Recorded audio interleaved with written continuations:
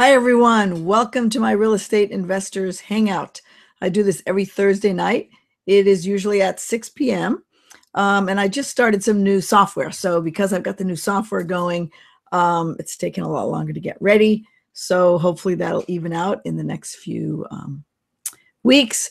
But I decided to start this one later after 8 because there were some challenges getting it set up and ready to go.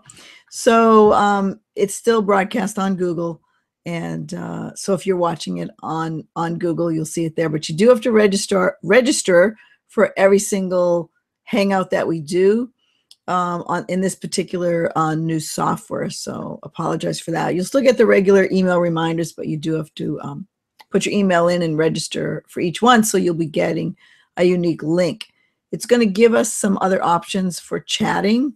So I'll be able to see people's questions as they come in, because I'll know what your email is, and it'll identify each person who's watching the webinar. So welcome to the Hangout. I'm glad you're here. Tonight I'm going to do a market update. And while this is going to focus on California, it does apply to other parts of the country. Those are just the charts that I'm happen to be using. I will go into other parts of the country on other future Hangouts. But right now I'm going to do a market update and kind of get you ready for the big buying and selling season in the summer. So I want to make sure everyone's ready for that. So after the market update, I'm going to show you how you can start finding really good leads in this particular market and how you can use that to an advantage in your business. So that's how we're going to get started. And it's late at night. It's 9:15. So I invite everyone to, if you want to, have a glass of wine while we're working here. And if it's in the morning when you watch the replay, I apologize, but don't start drinking then. Okay.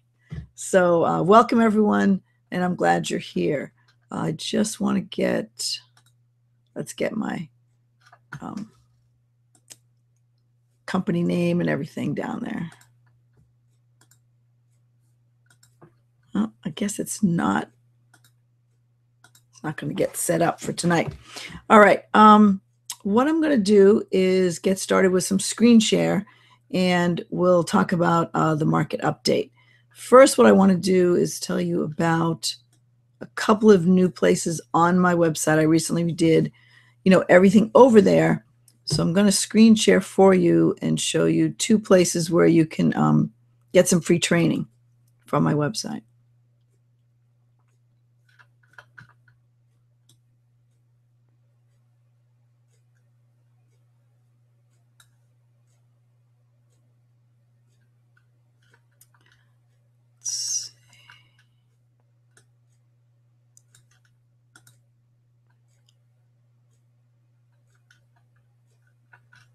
Okay, hold on one sec. We'll be there in a second.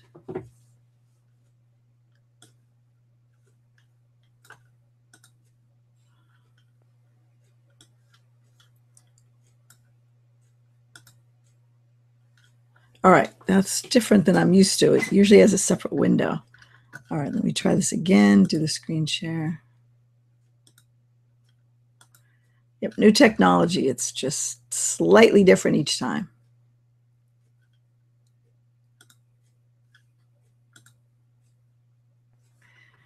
All right, let me switch so you can see something better than that. All right, so this is the registration page. When you go and click on the new registration page to join the webinar, you'll get like a little pop-up, and then you can register for the webinar. So that's our new registration page. What's the next page I want to show you? I want to show you the ebook, if I can get to that. I shut down quite a few pages here before I started, so let me get the ebook for you.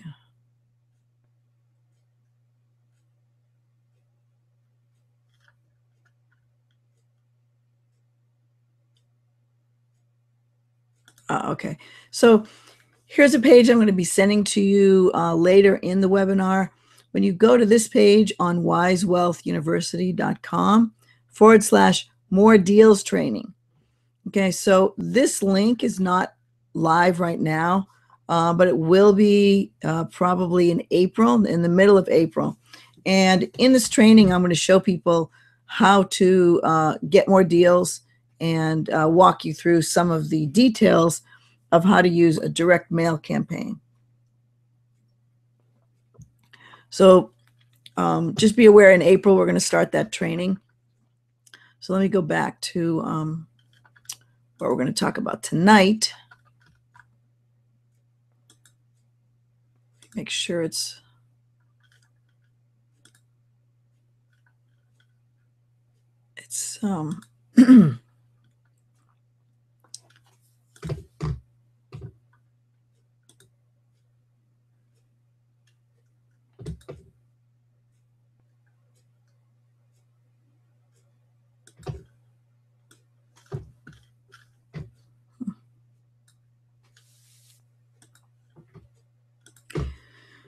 all right, let's get started with our market update for the beginning. So even though this does go over what's going on in California, I want to make sure that you know that this is happening across the country. So first thing I'm going to talk about is the number of distressed property sales versus non-distressed property sales. Now, distressed property sales are the kinds that we want as real estate investors. So I just want you to realize that, starting in 2013 and going through 2014, the number of distressed property sales has gone way down. Those are in red. At the peak of the foreclosure process in 2009 and 10, and we were even flipping houses in 2011, in Southern California, there were quite a few properties to pick from.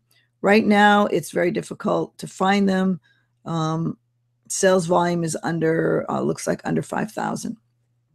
And this is across California. They've gone down from a year ago by 17%. And the number of non-distressed property sales is nice and constant there. So let's go to the next chart. Okay, this is year over year home sales. So in the home sales section, you're going to compare the distressed property sales, again, down 17%, versus non-distressed sales. It's gone up year over year by 2%. So that's from February 2014 until February 2015. And the worst distressed property sales were back in 2009. That was right after all the foreclosures hit us. And you can see at the peak of the market, back in 2006, the number of distressed property sales were very low. And I'm going to tell you a little bit later what causes the number of distressed sales in a normal type market. There's 5 things that cause those sales. So I want you to know what they are and know that you can still find deals, because those 5 things I'm going to talk about are always present in every single market. So hold on, and we'll get to that in a little bit. All right, so the next thing is median price sales versus the sales volume. So you can see in California that the median price sales has gone up quite a bit. Median price back in 2012 was around 200,000. This is for distressed properties, and now it's up in the 250 range, just making it more difficult to do some deals. The non-distressed properties have gone up as well, so you can sell those. And of course, the black line is the median. So non-distressed property sales have gone up, faster than distressed property sales. And then down here you see that's the price, and here you see the volume. So you can see over time since 2012, when we had probably 18,000 properties for sale that were distressed, now we're down maybe around 3,500 properties for sale that are distressed properties. And all the data here come from Foreclosure Radar, and they summarize this type of data once a month and put out a report. The number of cash sales. So now we're kind of getting into where we can piece apart what happens with a real estate investor. So the number of cash sales, it kind of indicates where the investors are. So back in 2007, not that many cash sales. And as we went into 2008 and 9, people were buying properties with cash. Year over year, from February 2014 to February 2015, the number of cash sales has gone down about 11% altogether. So this is the cash sales as a percent of total California sales. So it's gone down and a percentage wise. And then the blue bars indicate the number of properties, and the one over on the right hand side, that's the percentage that are cash. Now this is a chart of the sales volume for flip sales. Flip sales are properties that are resold within the first 6 months that they're purchased. So they're purchased and then resold before 6 months is over. Year over year, from February 2014 to February 2015, that percentage has gone down 32%. So that's a really big drop in the number of houses that are being flipped. And I'm going to have you compare this probably with the next chart I show you.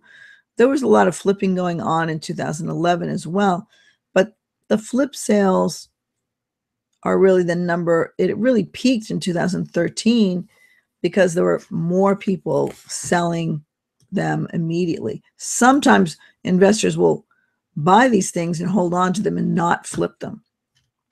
If they see a good jump up in price, which is what happened in 2013, then they'll start flipping more and holding less. So you can compare that with the two charts coming up. Let me get a drink here.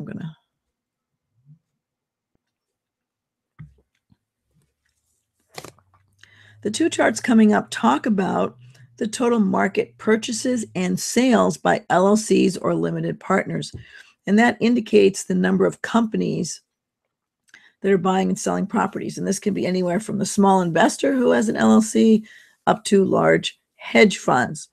So what we're looking at here is any corporate purchases. Usually if someone's just, doing a quick rehab and they're starting out, they don't even have an LLC to start with. So they do it in a trust or in their own name. So you can see here the peak market purchases in 2012 and 13.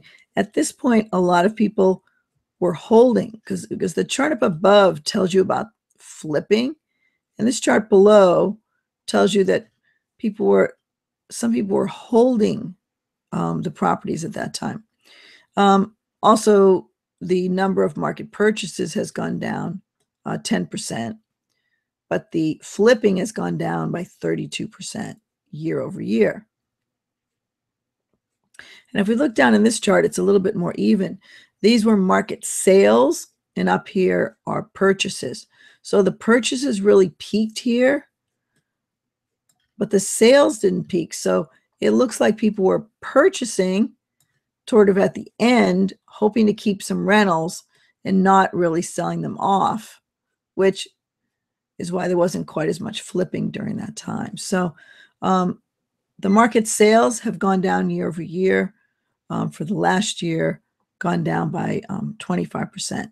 And there is a brief drop here of month-to-month sales. Sometimes that's just seasonal fluctuation, as you can see. Seems to happen in February quite often, just due to weather. Okay, trustee sales. Trustee sale purchases by corporations have gone down significantly by the percentage of total sales to a third party at the trustee. And these are the number of properties purchased by LLCs. And these are percentages. So the trustee sale purchases by corporations and LLCs and limited partnerships have gone way down below 10%. And the percentage of trustee sales to third parties is still pretty consistent here, up in the 45 to 50%. So what happens if they're not sold to third parties is they're taken back by the bank. So as prices get higher, the bank takes them back more often than an investor will buy them. So since 2009 is really when you had a lot of people coming into the market and starting to purchase properties at the trustee sale. So the sales are way down here at this point. The investors are not going to the trustee sales. Foreclosure notices. Okay. Foreclosure notices have gone down a little bit. Notices of trustee sale has gone down. Notices of default, notices of the sale, and also the actual sales at the foreclosure. So the number of sales is really down to about 2,000 a month. It's also gone down month over month, but you see that the notice of the trustee sale, there's a lot more notices than there are foreclosures. So some people are able, probably about half of them, are able to recover the property and it doesn't go to foreclosure. That might be the last graph. No, there's another one here for us. So these are kind of foreclosure inventories, the number of properties that are in pre-foreclosure, meaning they're over 90 days late, they've gotten a notice of default. Those have gone down 17% in the last year. That's the green line. The number that's owned by the banks has gone down 7.5% in the last year. And the ones scheduled for sale have gone down in the last year. From here, from February 2014 down to February 2015, they have gone down by 19%. So there aren't as many foreclosures on the market. And if you remember back up at the top here, there also aren't as many distressed properties on the market. So take a look at those two numbers. What does that say for you as a real estate investor? If you've been having trouble finding properties to work on, here's your answers right here. This is happening across the country. And so you can't kind of look at foreclosures as the way to get your properties. They're not going to be that easy. The REOs aren't out there.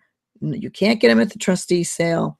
You're going to have to start doing a lot more work in the coming months and years to actually find the deals that you want.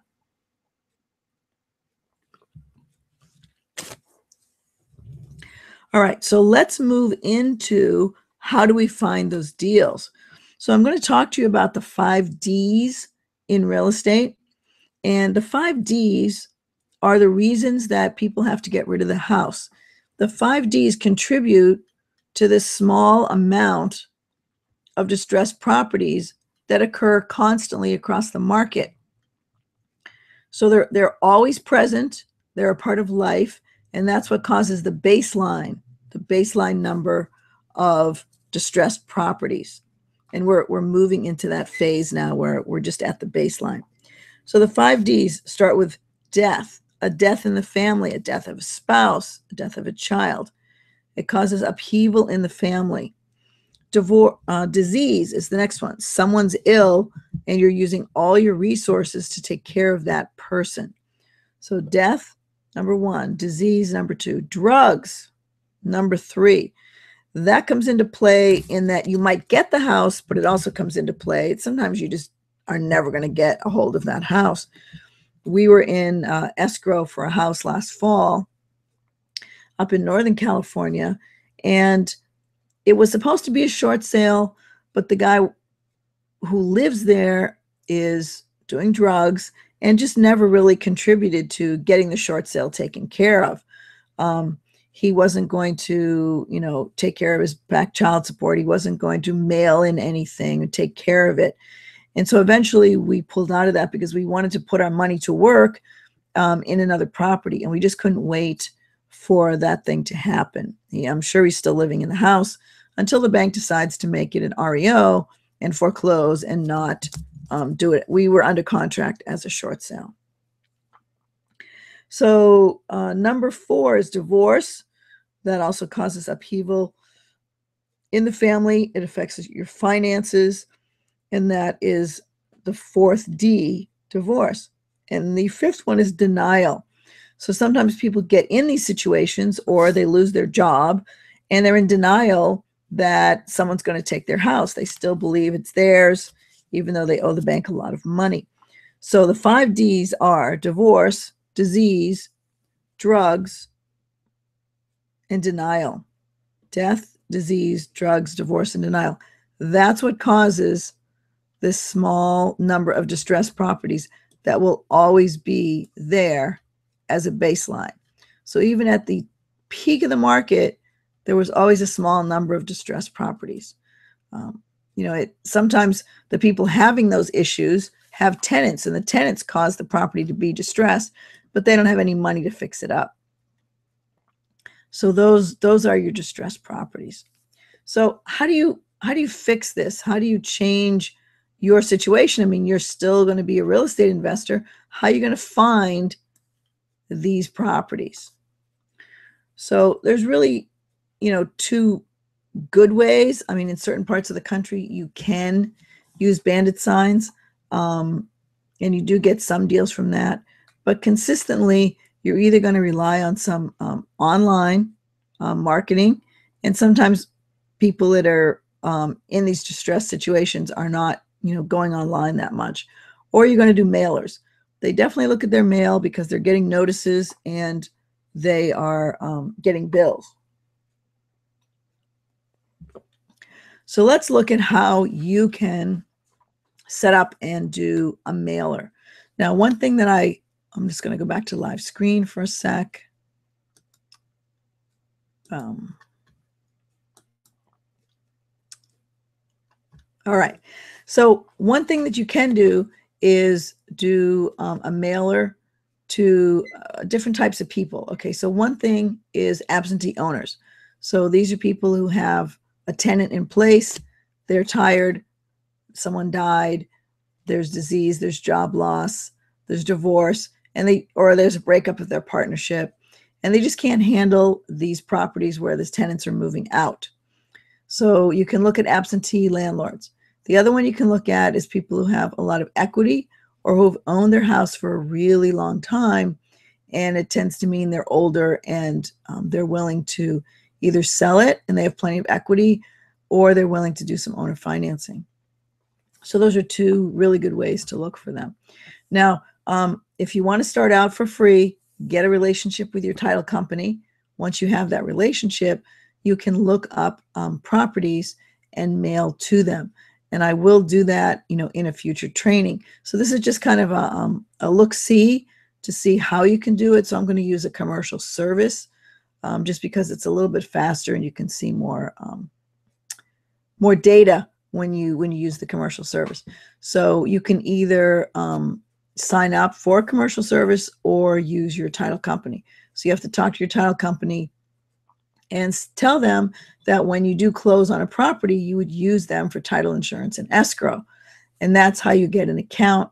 You tell them you want a farm account where you're going to be sending out, some letters to your prospects.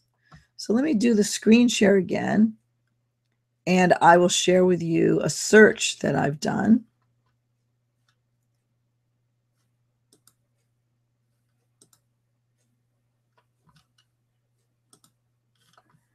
Let me do the screen share.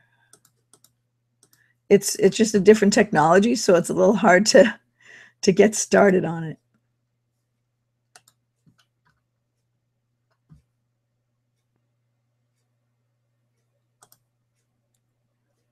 All right, now hopefully now you can see that. I used to be able to switch back and forth to the Google Hangout so I could actually see what you were looking at, and that doesn't work as well on this new system. So I can probably jump over to Facebook and see if it shows up. Let me just check that.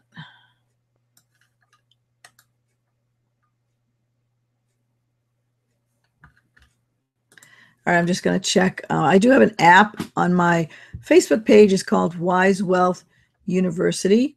So if you want to go to that site, you definitely can, and you can see all the education that we have on the Wise Wealth University Facebook page. And we also have education on I have a page on Google Plus, and that's also called Wise Wealth University. So you can go there. And then my website is wisewealthuniversity.com. You can go there as well and get a lot of free training. So let me go to the property search, and I'll run through this with you. This is a quick search I did. And what I did was I started with a property that we had bought and sold last summer up in Sacramento. And that property is up in the corner here. So I'm going to show you the search, the details of the property. And then I went back and I just used the zip code to find other properties in the same area. Seems to be taking a while to load. All right, well, that would give you all the details of that particular property. Let me go back to the search. Didn't want to bring those up. Okay, so let me go into the search, and I put in the zip code, and the zip code matches with this property that we flipped last summer. It was a 4-bedroom, single-family property, and we sold it for, I think, $220,000, and they got a loan for $216,000. So they really didn't have to put much down.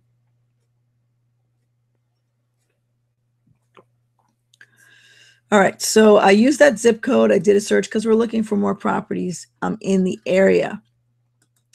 Now, under search options, location is just the zip code. I didn't do much about that. Property details. I look for at least 2 bedrooms from 900 square feet up to 1,800 square feet. Those are good parameters to look at. You don't want anything much smaller, and anything much bigger, you're not going to make money on a flip. I'm looking for single families as well as multi-units, like a duplex on a particular property. Right now, the ownership, so I selected these. Non-owner occupied. I do not want the same mailing address. So I want the mailing address to be different from the property. And I do not want them to live in the same county, but they could live in the same state. So I don't want them to live super close by, but if they live far enough away, I can also change that and say not in the same state. So completely out of state, and that would limit my search. So if you don't want to send out too many letters in the beginning, just definitely change this to out of state. Value and equity. So I'm looking for 2 things here. So I looked for absentee owners and also ones that owned 50 to 100% of the property. So that would be, all cash owners, or they have a loan, but it's not too high. You could also go for people that have 100%. They have 0% equity, which means they're underwater and they're going to be kind of distressed. So you might want to look at them as well. You can check off foreclosure and foreclosure, market transfers, like it was flipped, or if it's actually listed, and kind of what the loans are. So, I did my search. It has the little radar blip going, and I ended up with 401 properties in the area, and you can see them all bunched here. I can, zoom in. So that kind of gives you an idea of what the rentals are in that area. They're rentals, and they don't live in the same county, okay? But this is all in a zip code around, the property that I was interested in. So you're pretty well spaced out. All right. So those are absentee owners who have a certain amount of at least 50% equity in the property. So you can see the equity right here. So I can search and reset any of these parameters. I can reset the purchase date here. I'm going to reset it. Well, the reason there's nothing there, it means they bought it before anything, was recorded in the database. You'll notice a lot of the owners are trusts. So the property's owned in a trust. And as we scroll down, eventually you're going to see the beginning purchase date of when they were recorded, 1978, 1988. The databases just don't go back that long. So the people above that have owned the house for a long time. Look at the percentage of equity, okay, in those properties. So they've owned it longer than everyone else. And then you can get down here. These people have owned it for a long, long time. So, you know, there's some good points about targeting these people because they've owned the property for a really long time. They didn't buy it for much. They may have not refinanced it ever. And look at my square footages now. I'll just flip it up here. So 900 square feet, that's kind of where I started. And if you go down, I go up to 1,700 square feet, 1,800 square feet. So those are properties that make good flips and rentals. Those are starter homes. That's where you want to start. So as the, you know, square footage goes up higher, that's when you start to see 3 and 4. That's when you start to see 4 bedrooms as opposed to 3. Because I started with, you know, I would have accepted 2 bedrooms because we can always add on to those properties.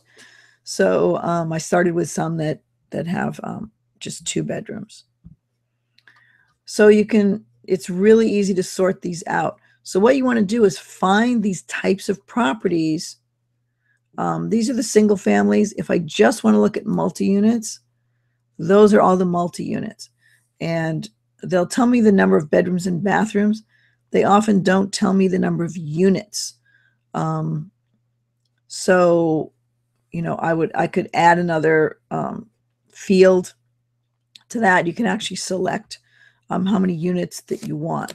So, and if, you know, fool around with this, you can go to Property Radar and you can get a 3-day free trial. I will put a link underneath the replay of this event, so you could go right there and try the free day trial if you want.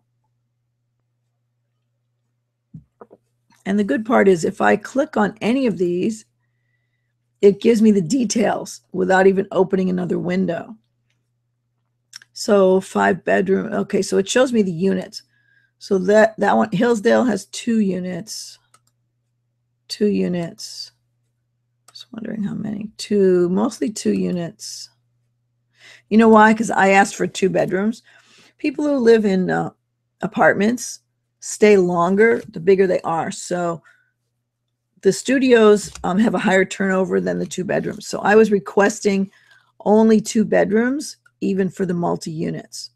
So these are going to turn out to be all duplexes, I'm thinking. All right, so they're 2-bedroom duplexes. So those are also good targets. So what you do when you find this type of search is you can go ahead and export the entire list and start sending out letters to the list. I know that, you know, we'll go further into that.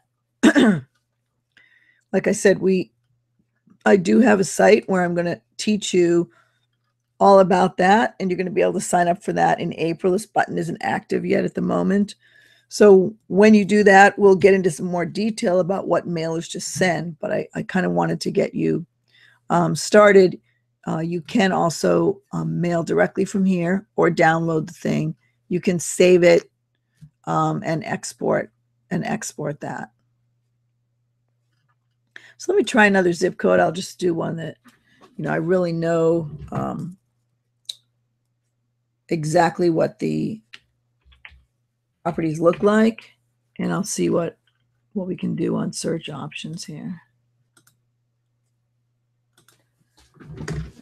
All right, so let's start up a whole new search as if we were starting from the beginning. We have the zip code in there. Let's go into the property details. I'm doing single and multi-families. There aren't that many, and I do have 2 bedrooms, 900 to 1,800 square feet, and I wanted to have no pool. It's really good to not have a pool because it's just a lot more work. I want non-owner occupied. I do not want the same mailing address. I do not want them to live in the same county. They could live in the same state, but I'm going to click no here. and just show you how narrow that search is once you get out-of-state owners. Sorry, I'm taking sips to keep my voice going while we're working here. All right, so what kind of value? I'm going to kind of take this out because at this point in the zip code that I'm looking at, it doesn't really matter because I just limited my search by saying out-of-state owners. So I kind of know out-of-state owners, I'm not going to have as many. A lot of people keep the house, the first house they had, they move into a second house and they live right in the same town. And they don't have as much distress because they're close by. Not going to click off on any foreclosures. And I'm not going to, see if any are definitely on the market because I have a feeling it's going to be a small search. So let's set up the search and see what happens. And there, I was right. Okay, so there's 87 properties and no multi-units. So in this particular thing, and remember I said out-of-state owners, and I didn't really care how much equity they had. Let's sort by purchase date, see how far. Now, in every single county, they started recording. Now, this one says 1988. So that's when you start seeing the purchase date, and it was automatically entered into databases. So those are the owners of these 87 properties in this particular zip code. They have a variety of equity, and I think what I did was I sorted by purchase date. Yeah. So it goes all the way up to, this must be an REO. I kind of know that area because there's Fannie Mae. And then the other thing to do is you can sort by the owner and see how many people own more than one house.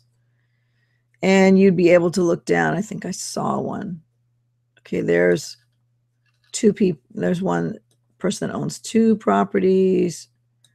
There's a Fannie Mae property. Sometimes you see a large number of properties owned by out-of-state owners. Scroll down.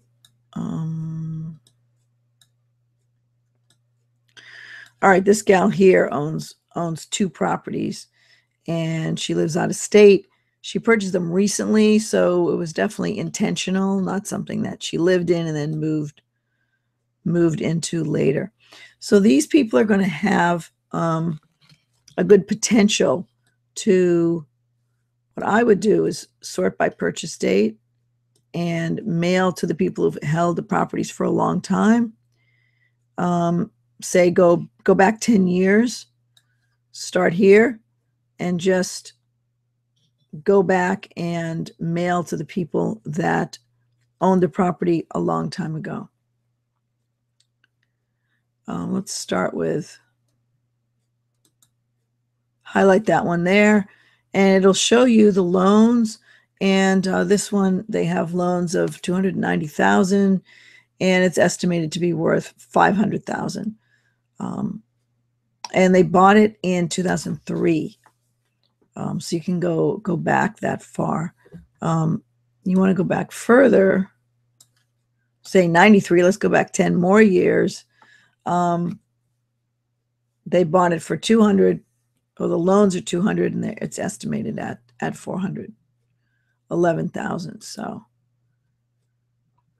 you can go back and go back to the point where people, maybe don't even have a loan. You can look at each one and decide if you want to mail to that one. So these are the kind of owners that I would do either a yellow letter to, or you can do a bill type letter. And I'm going to go over with you in the training in April to, the different kinds of letters you can send and how exactly to send them. And if you do my upgraded training, you would be getting, the letters along with it. So let's do one quick search on the search options. What I'm going to do is change this just for a minute, and we're going to go to not owner occupied. In other words, it's any. So Yes, owner occupied. Same mailing address, yes. So I'm going to look for people now who have a lot of equity and who, let's go up to the equity. I'm just going to go for 100%. Okay. Let's go to more. Transfer date. Okay, that's usually set for foreclosures. So I'm going to go way back here. You can pick any date you want. I'm going to go back before 2000. So they have no equity and they've owned it for a long time. So they've been in the house. Let's go back to 1995. They've been in the house 20 years. What's the chance that these people might have one of the 5 Ds: death, disease, drugs, divorce, or denial, and need to move out of their property? To me, 10 years isn't enough. I want them to be in there a long time. So there's some distress, and they also need to do some repairs. So you can really drill down on what you need to do to get the right kind of property. Target your mailing, and you're not paying as much for the mailing. So I'm going to do people who've owned it. There we go. No. Let's go up a little bit.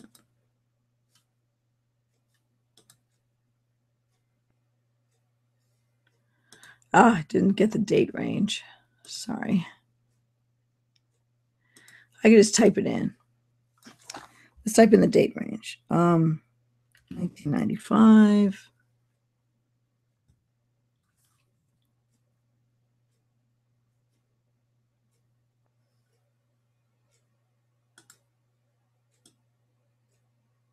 $1980. Let's do 80 to 95. I hope this is, really helpful to you, because it's giving you a chance to figure out how you can target very, very specific things. Now, they're not actively listed. That really doesn't matter to me. I would say, open loans. I'm not looking to target that. So let's do our search and see what happens. All right. So it narrowed it down. We've got people who've owned their house since before 1995. There's really only 4 of them on the list. So those are kind of free and clears. We can now change the search option. And let's go to 2005. Right? And we'll get a lot more in there. All right, now we have 17 properties that we can mail to. These are the kind of things where you could door knock these. These properties, there's not that many of them. Okay. City of Poway owns that one, so I'm not going to worry about that. Anyway, the telephone company owns that property. This redevelopment. So they've owned the property for a long, long time. They could be even vacant lots. So remember, these are all free and clear. If I change and I cancel out the transfer date, and I don't care. Now I'm just looking at the number who have 100% equity. I haven't changed in there. They're owner occupied, free and clear properties. Let's see how many we get. All right, 272. This is a really good number of people to mail to. Okay, they're owner occupied. You can see the whole thing. Yes, yes, yes. Purchase date starting in 1980 was the first one that's actually recorded, and then what they bought it for. So you can go down through here, and I would really just take these 272 people, and in fact, we'll probably start this next week, and just mail to the free and clears. Mail them a nice letter asking if they want to sell their property. So you have kind of 2 different targets. You mail to the people who have 100% equity, free and clear. They're easier to negotiate with, but you don't know if they have any distress in their life. Then there's the absentee landlords. They have a lot of distress just from the fact that they are landlords and they have, a lot of things going on with the property. So those are the two things that you can do to target. And I'll talk more in April when we do the more extensive training about how to do the mailings, what the mailings should look like, what kind of letters you should send, and things like that. So I look forward to talking to you more about that in our April training. I'm going to stop the screen share tonight, and let me just check. I think I covered everything that we wanted to do. Let me just see if I can get you over to the ebook. I want to just show you where the ebook is. The ebook helps you learn how to find private lenders to help you in your investing. So I'm going to find that for you. Here we go. All right. If you would like to go over to this page, it's called wisewealthuniversity.com/PV for private, PV lending. And in this page, you can then put in your name and email address. You get a free ebook, and you'll get a 10-day e-course where I send you emails every 2 or 3 days to help you. You've already read the book, but to help you utilize the book and find your own private lenders. So that's one of the ways that you can then get started with your property investing. So I want to thank everyone for coming on tonight. And let me stop the screen share.